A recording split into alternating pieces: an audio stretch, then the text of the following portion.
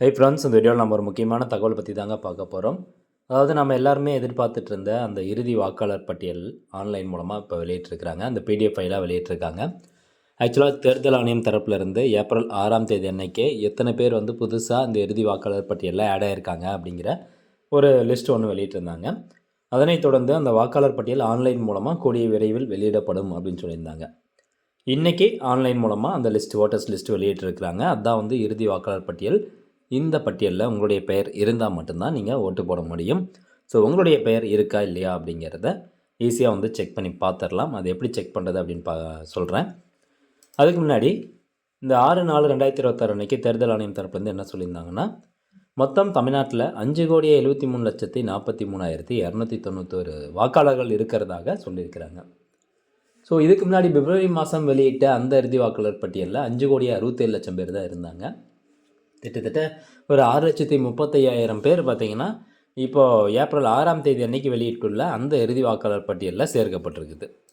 So உங்களுடைய பெயர் இருக்கா அப்படின்னு நீங்கள் செக் பண்ணுறதுக்கு, அந்த voters list final voters list check பண்ணுறதுக்கு இந்த வெப்சைட் ஓப்பன் பண்ணிவிட்டு இந்த ஹோம் பேஜில் பார்த்தீங்கன்னா ஸ்பெஷல் இன்டென்சிவ் ரிவிஷன் 2026 அப்படின்றது அந்த ஆப்ஷன் நீங்கள் கிளிக் பண்ணிக்கோங்க. அதுக்கப்புறம் இங்கே பாருங்கள், final publication of electoral roll as on last date of filling nominations 6/4/2026 அப்படின்னு இருக்கும். அந்த ஆப்ஷன் நீங்கள் கிளிக் பண்ணிக்கோங்க. அதை கிளிக் பண்ணதும் நெக்ஸ்ட்டு உங்களுடைய மாவட்டம்லாம் செலக்ட் பண்ண சொல்லும். ஃபஸ்ட்டு வந்து ஸ்டேட் இதை கிளிக் பண்ணி தமிழ்நாடு செலக்ட் பண்ணிக்கணும். அடுத்தபடியாக இங்கே பாருங்கள், எஸ்ஐஆர் ஃபைனல் ரோல் ரிவிஷன் 2 அப்படின்னு இருக்கும். அந்த ஆப்ஷன் செலக்ட் பண்ணிட்டு செலக்ட் டிஸ்ட்ரிக்ட் செலக்ட் பண்ணிக்கோங்க. டிஸ்ட்ரிக்ட் செலக்ட் பண்ணதுக்கப்புறமா சட்டமன்ற தொகுதி எதுவோ அந்த சட்டமன்ற தொகுதி செலக்ட் பண்ணிக்கோங்க. லாங்குவேஜ் தமிழ் வேணால் தமிழ், இல்லது இங்கிலீஷ் வேணால் இங்கிலீஷு. அதுக்கப்புறம் ஒரு கேப்சா கொடுத்துருக்குறாங்க. அந்த கேப்சாவையும் கரெக்டாக பார்த்து டைப் பண்ணிக்கணும். டைப் பண்ணிட்டு நீங்கள் ஓட்டு போடக்கூடிய அந்த தொகுதியினுடைய சீரியல் நம்பர், பார்ட் நம்பரை செலக்ட் பண்ணணும்.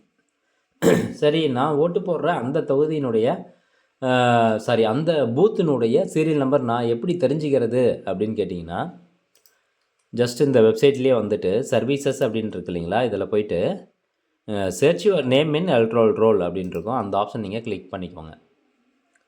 இதில் போய்ட்டு உங்களுடைய ஓட்டர் ஐடி கார்டு நம்பர் மட்டும் நீங்கள் டைப் பண்ணால் போதும். ஸோ இதில் போய்ட்டு செலக்ட் லாங்குவேஜ் அதெல்லாம் கொடுக்க தேவையில்ல. Just voter ID card number select பண்ணிவிட்டு கீழே ஒரு கேப்சா இருக்குது பார்த்தீங்களா, இதை செலக்ட் பண்ணிக்கோங்க. அடுத்தபடியாக இந்த சர்ச் அப்படிங்கிற ஆப்ஷனை கிளிக் பண்ணுங்கள். இது கொடுத்ததும் கீழே உங்களுக்கு டீட்டெயில்ஸ் ஓப்பன் ஆகும்.